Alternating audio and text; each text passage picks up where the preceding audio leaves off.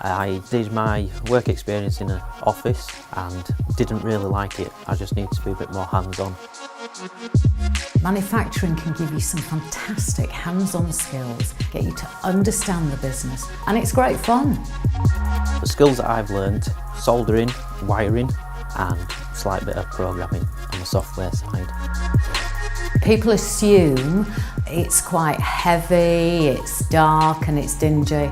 Completely the opposite. It's innovative, it's new technology, it's clean, it's bright. So for me, manufacturing has to be the way forward. Take the leap and get the paid apprenticeship. So you still get educated while you're here as well.